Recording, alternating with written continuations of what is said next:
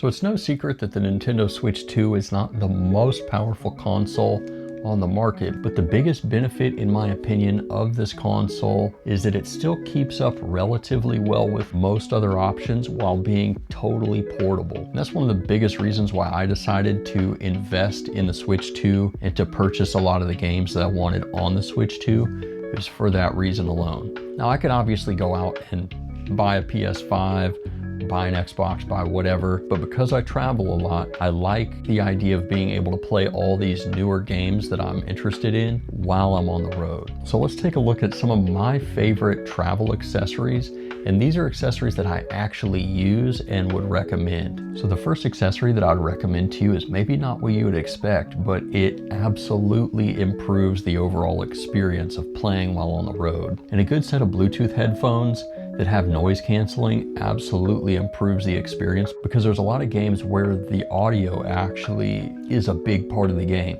So I'm a huge Resident Evil fan, as some of you might know, and the audio, or the lack thereof, is really what makes the experience what it is with Resident Evil, in my opinion. Jump scares just aren't the same if you don't have audio. Now, you can get whatever you want, but this set of Soundcore headphones, these are the ones that I use, and the biggest reason why is because they pair the easiest with the Switch 2. I have other headphones that I've used, but it's a lot harder to get them to pair with the Switch. I don't know why that is, but these ones I've had almost no issues with whatsoever. They are probably the best bang for the buck over-ear headphone that I've ever used.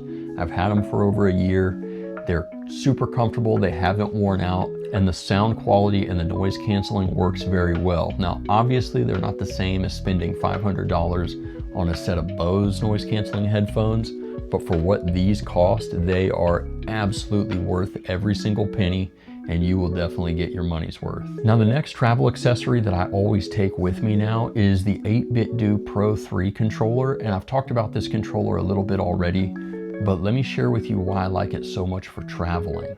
So number one, this is easily the most ergonomic controller that I own, and I really like the analog stick layout. But the biggest thing for me why I enjoy taking this on the road with me is because the way you turn this controller on is with this start button right here. And I find that this button is really difficult to accidentally press.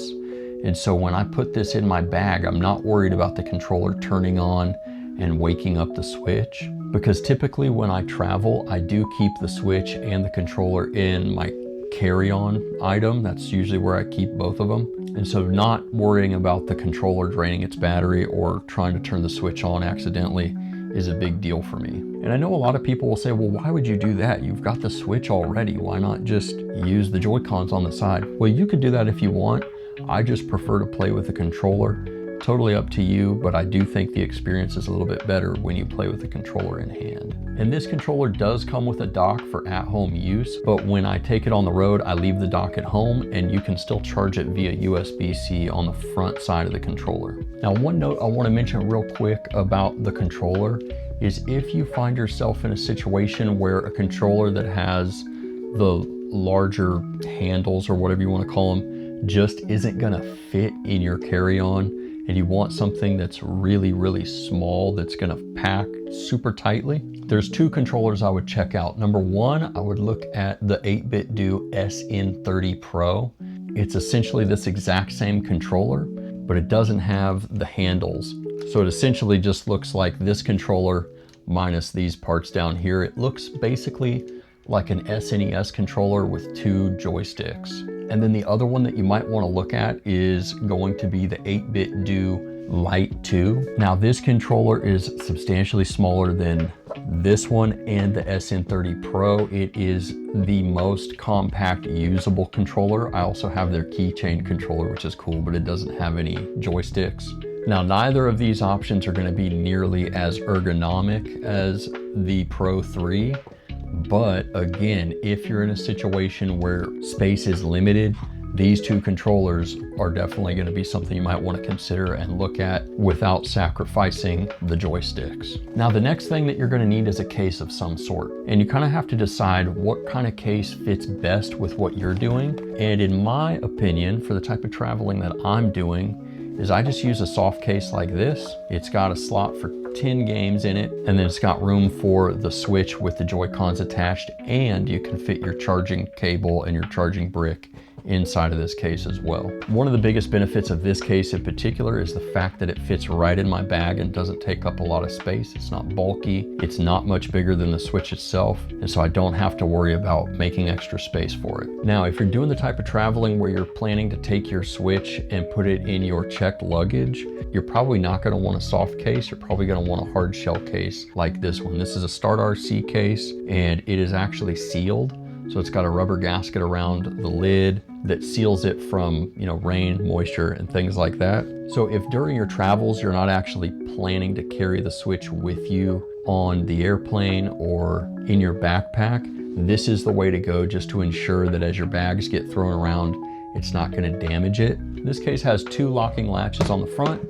It's got a platform up here on the top, and the Switch sits right here, and it fits perfectly with the Joy-Cons attached. You've also got a spot for a Pro controller down in here, and then you can put an extra set of Joy-Cons on both sides here, and then you've got another spot where you can put your charger. And then you've got 9 slots for games down here in the bottom as well. But again, just keep in mind that a case like this is going to take up a lot of space and is not going to be practical. But if there's any worry at all about your Switch being subjected to drops, moisture, or any kind of rough carriage at all, definitely not a bad way to go. Now, the next thing that you need to consider is how are you going to power the Switch? Now, I have seen a lot of people say they just plug their phone charger into the Switch, and you can do that, but I probably wouldn't. I've talked to people who do console repair, and they've said that a lot of the Switch 2s that come in with power supply issues, they've talked to the customer, and the customers shared, they used a non-Nintendo product to charge it.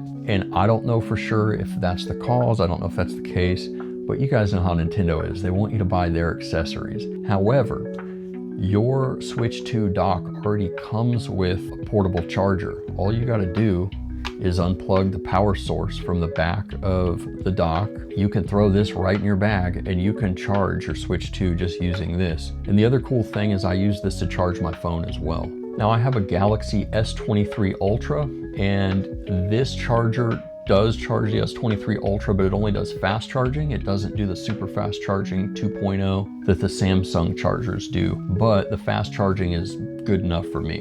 And using the AC adapter that came with your Nintendo is a nice way to be able to get on the road without buying an additional accessory. However, depending on where you have your dock in your house, it might be difficult for you to unplug this and take it with you. If that's the case, you can definitely buy another one, and they're not super expensive. I'll put a link for that as well. So my final point here is going to be kind of controversial. I'm probably going to get lit up in the comments for this, but my opinion on physical versus digital media is I think physical is just where it's at. I own a bunch of physical music.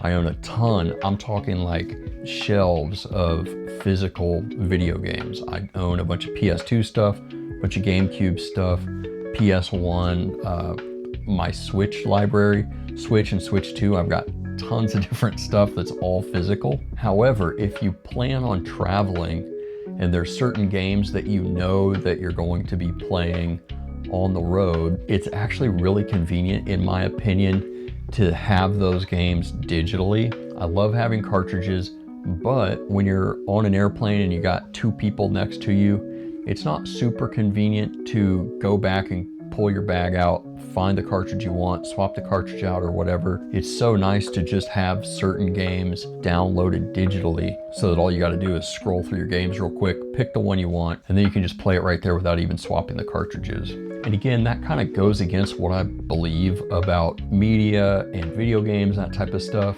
But in this particular case, if travel is a big part of your life, that's where I would consider this. I discovered this because when I'd be on the road, I would want to play a new game. And so I'd be in my hotel room and I would just look through the eShop and I'd find something that was on sale that I wanted to try. And I downloaded it. I think it was Resident Evil 6, I think was the game that helped me realize that there is a place for digital media. And as I was on the airplane, I was playing some other game and then I realized, I want to get back into Resident Evil 6. And I just went over and got on it was like, oh, that was so convenient. I didn't have to wake this person up next to me on accident with my elbows, you know, trying to dig out my cartridges. In all other instances, I think physical media is the way to go, but in this situation, digital downloads are not a bad idea. Now, I want to give one final shout out to a product that I don't own and that I haven't used, but something that I want to buy and that I probably will buy soon. Belkin makes a charging case for the Switch 2. And when I say charging case, it has a 10,000 milliamp hour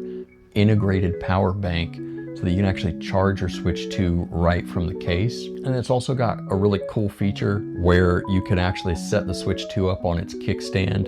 It's got a spot for it to rest really nice. Now, I don't currently own this case and I've never used it, but I did see it and thought that's something that I need before my next work trip. So that's something that I will be getting in the future, and I just wanted to share it with you because it is something that I would use and that I plan to use, and I think it would be helpful for a lot of people. So these are just some of the accessories that I use and that I recommend for people who are traveling with their Switch 2. I'd love to know if there's anything that I just haven't thought of yet that you guys have found super helpful when you've been traveling and taking your Switch 2 with you. Drop that in the comments, and I really appreciate you guys hanging out with me.